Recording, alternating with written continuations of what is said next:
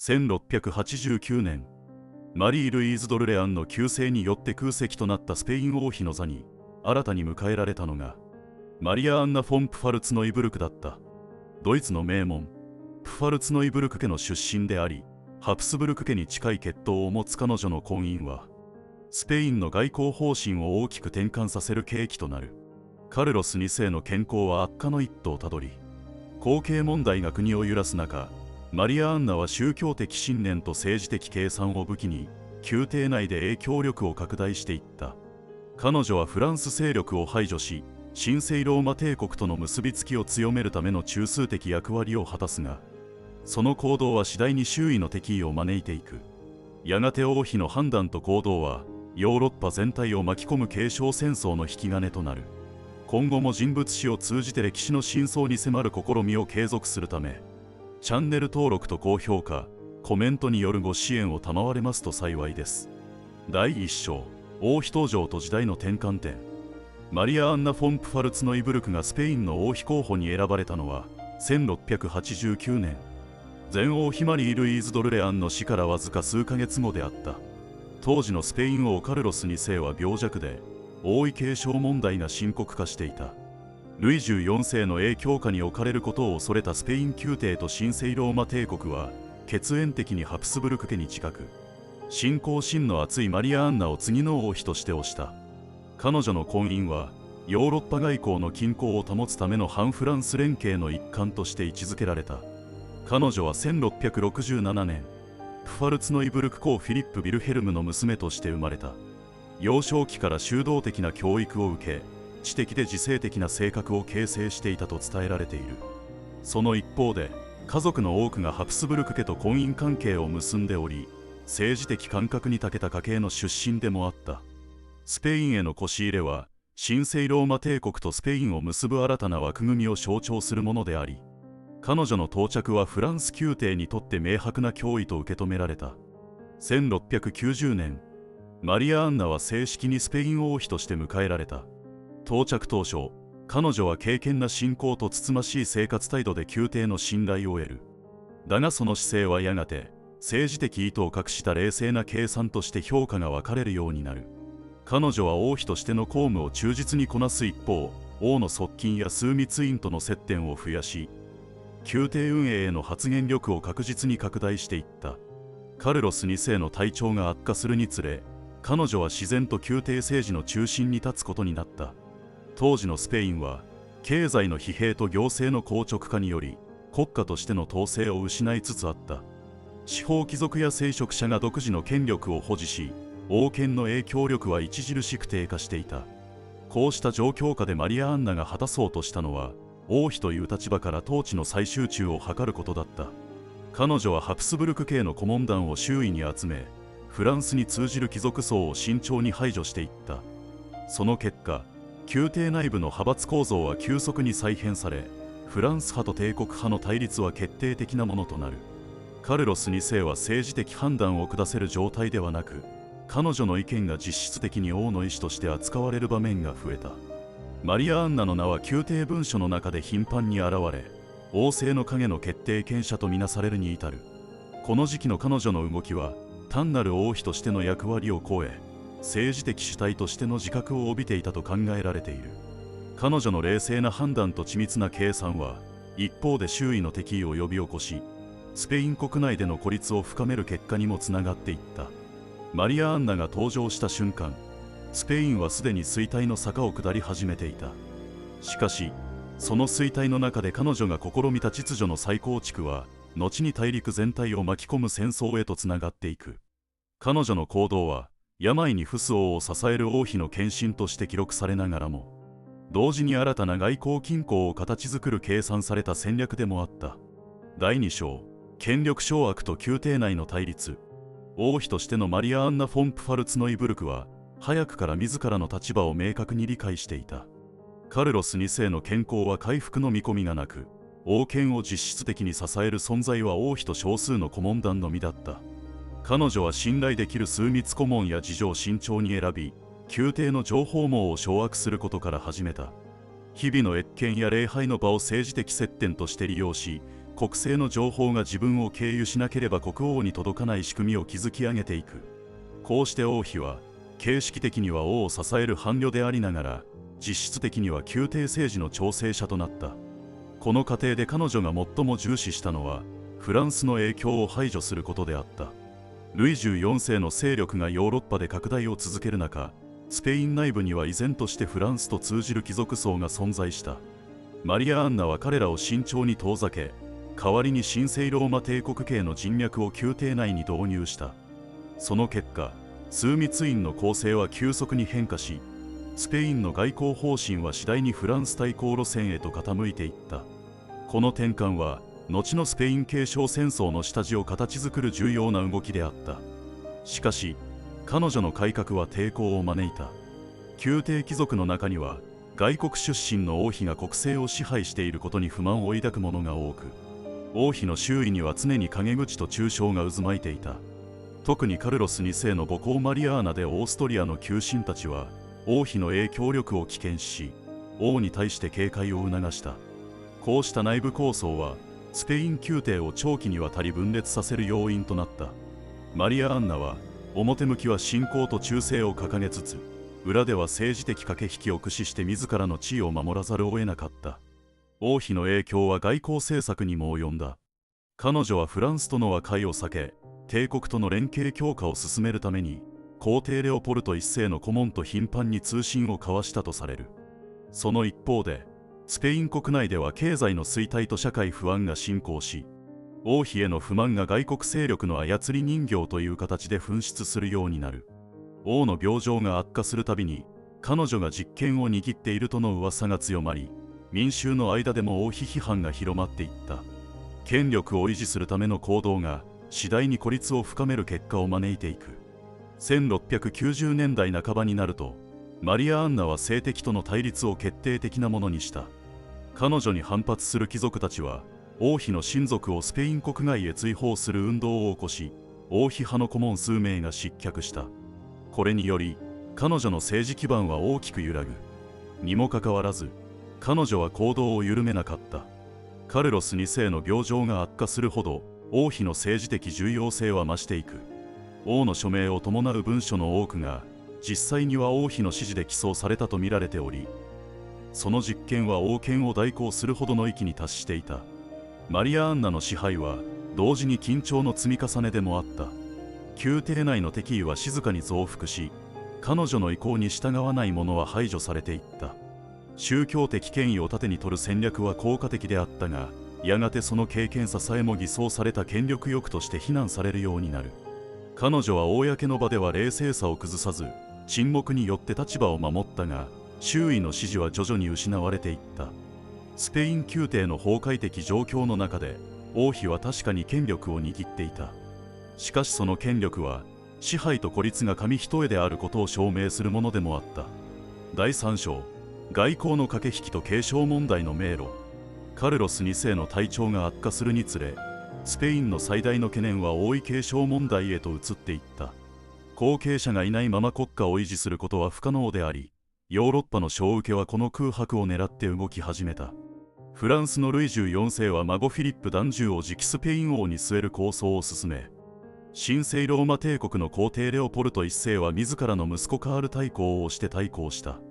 マリア・アンナ・フォン・プファルツノイブルクはこの争いの中で決定的な役割を担うことになる。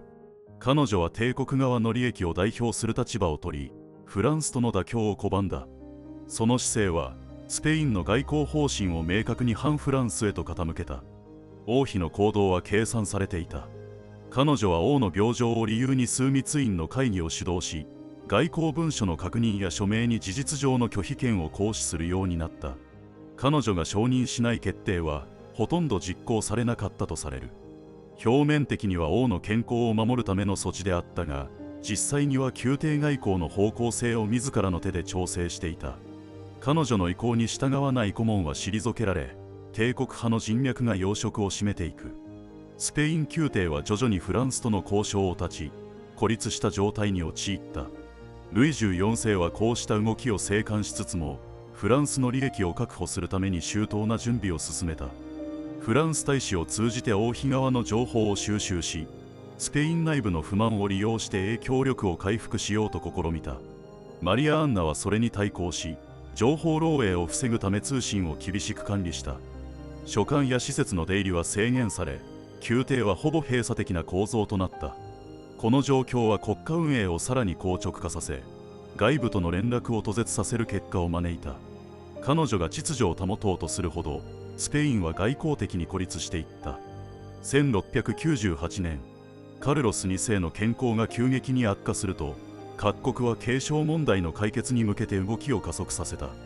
フランスとイングランド、オランダの間で第一次分割条約が結ばれ、スペインの領土を分割する案が密かに交わされた。マリア・アンナはこれを知ると強く反発し、スペイン王国の統一を守ることを主張した。しかし彼女の訴えは国内の支持を得られず、逆に外国出身の王妃が国を戦争に導くとの批判を招いた。彼女は国家の独立を守るつもりで動いていたが、その姿勢は結果的に外交的孤立を深めた。1699年から1700年にかけて、マリア・アンナは次第に政治的圧力に追い詰められていった。カルロス2世は衰弱し、宮廷は継承候補の選定をめぐって分裂する。フランス派はフィリップ断従の擁立を主張し、帝国派はカール大公を支持した。王妃は後者を推したが、枢密院の一部がフランス案に傾いたことで完全な支配は崩れた。カルロス2世の最終意思をめぐる駆け引きは熾烈を極め、王の遺言書作成においても王妃の影響がどこまで及んだのかは今なお議論の的である。彼女が政治的信念に基づいて動いたのか、それとも単に自らの地位を守るためであったのか、資料は明確な答えを残していない。1700年、カルロス2世の死によってスペイン・ハプスブルク家は断絶した。王妃はその瞬間、すべての権力を失う。彼女が支持した帝国派は敗北し、ルイ14世の孫フィリップがスペイン王フェリペ5世として即位する。マリア・アンナは宮廷を追われ、マドリード郊外で静かに暮らすことを余儀なくされた。彼女の政治的努力は結果的に失敗に終わったが、その影響はヨーロッパ全体に波及する。スペイン継承戦争の火蓋が切られるのは、彼女の退場からわずか1年後のことだった。第4章、退場と失脚後の歳月。1700年、カルロス2世の死によってスペイン・ハプスブルク家の長い歴史は終焉を迎えた。ルイ14世の孫フィリップ断従がフェリペ5世として即位し、ブルボン朝が誕生する。その瞬間、マリア・アンナ・フォン・プファルツノイブルクは王妃という立場を完全に失った。新王政権にとって、旧王妃は全体制の象徴であり、潜在的な脅威でもあった。新王の顧問たちは彼女をマドリードから遠ざけ、カスティーリャ地方の修道院に移すことを決定する。こうして彼女は政治の舞台から静かに排除された。退去後のマリア・アンナは短い期間ながらも外交的存在として利用されることがあった。神聖ローマ帝国の外交官たちは彼女を通じてスペイン情勢を探ろうとし、彼女自身も一時的に皇帝側との連絡を保ったと見られている。しかし、フェリペ5世の即位によってスペインの政治構造は完全に再編され、王妃の影響力は急速に失われた。帝国からの支援も限定的であり、彼女は次第に過去の王妃として忘れられていった。1701年に始まったスペイン継承戦争は、マリア・アンナが築こうとした外交網の崩壊を決定づけた。フランスとスペインが同盟を結び、帝国イングランド・オランダが対抗する形でヨーロッパ全土を巻き込む大戦となった。彼女のかつての政治的努力は、逆説的にこの戦争を早めたとも言える。マリア・アンナの存在は各国の宣伝文書において帝国派の陰謀の象徴として描かれ、実際の行動以上に政治的意味を与えられた。彼女自身は直接的な関与を避けていたが、その名前は依然として外交上の文脈で語られ続けた。戦争が長引くにつれ、彼女の境遇はさらに厳しくなる。スペイン国内では旧体制への嫌悪が強まり、マリア・アンナの名を公に語ることが禁じられる時期さえあった。経済的支援も途絶え、彼女は限られた財産で静かな生活を送ることを余儀なくされる。宗教的信仰は依然として深く、日々の生活の多くを祈りに費やしたと伝えられている。政治の中心にいた頃の鋭さは、晩年の記録では穏やかな沈黙に変わっている。戦後、彼女はウィーンへの移住を望んだが実現せず、結局スペインにとどまったまま1740年に死去した。享年73。彼女の晩年はかつての政治的野心とは無縁の静かなものであった。葬儀は控えめに行われ、王家の正式な参列はなかった。だがその死は一つの時代の終わりを象徴していた。彼女が生きた時代、王妃は外交の一手段であり、国家の均衡を支える生ける装置として扱われていた。マリア・アンナはその役割を徹底して演じきり、同時にその制度の限界を露呈させた人物でもあった。失脚後の彼女が残した影響は沈黙の中で形を変えていった。帝国とスペインの間で結ばれた新たな外交秩序の根底には、彼女がかつて掲げたフランスに対抗するための連携という思想が潜在的に受け継がれていた。歴史的には敗者として記録された彼女だが、その存在がヨーロッパ政治の再編に与えた長期的影響は決して小さくない。マリア・アンナの失脚は個人の敗北であると同時に、王妃という制度が持つ政治的矛盾の露呈でもあった。第5章、死後の評価と失われた王妃の再発見。マリア・アンナ・フォン・プファルツノイブルクの死後、その名は長く歴史の片隅にうずもれていた。彼女が果たした政治的役割は、フェリペ5世の治世によりブルボン体制が確立される過程で意図的に抹消された部分も多い。新王朝にとって彼女は旧ハプスブルク体制の残響であり、語るに値しない過去とされたからである。彼女の名は王宮の記録から徐々に姿を消し、同時代の年代記でも次第に失敗した王妃、外国の干渉者として短く処理されるようになった。しかし18世紀後半、スペイン継承戦争の経緯を再検証する流れの中で、彼女の存在が再び注目されるようになる。戦争の発端を単なる大国の野望としてではなく、スペイン内部の政治対立の結果として捉える研究が進むにつれ、マリア・アンナの行動がその複雑な構造の一部として再評価された。彼女の政策は失敗に終わったものの、当時のスペインが国家としての独立を守るために取り得た選択肢の一つであったと考えられるようになった。19世紀の歴史家たちは彼女を宗教的信念に生きた保守的王妃として描く一方、同時にハプスブルク的秩序の最後の守護者として位置づけた。その評価は政治的視点によって大きく分かれ、スペインでは冷淡に扱われたが、オーストリアやドイツ圏では同情的に記された。彼女が王権を強化しようとした意図は、結果としてフランスによる新体制の成立を遅らせたに過ぎないが、その粘り強い抵抗はハプスブルク家の理念の最終的な表現として理解された。20世紀後半になると、女性史研究や外交史の観点からマリア・アンナの行動がより立体的に検証されるようになった。彼女の政治的影響は従来の想定よりも限定的であったが、宮廷内での意思決定に積極的に関わった稀有な王妃であったことが明らかになった。単に夫を支えた伴侶ではなく、国家政策の形成に関与した実務的政治家としての側面が浮かび上がる。彼女の慎重な言動や沈黙は、無力ではなく、混乱の中で秩序を維持しようとする合理的判断の結果であったと解釈されている。現代における彼女の再評価は、失敗した政治家ではなく制度の中で戦った女性という視点から進められている。彼女が築こうとした体制は崩壊したが、その背後にあったのは、国家を宗教と秩序によって保とうとする信念であり、単なる権力欲ではない。彼女の人生は、王妃という役割が持つ二面性、権威の象徴でありながら、常に制度の犠牲者でもあるを象徴している。今日、マリア・アンナの肖像画はウィーンやマドリードの博物館に残り、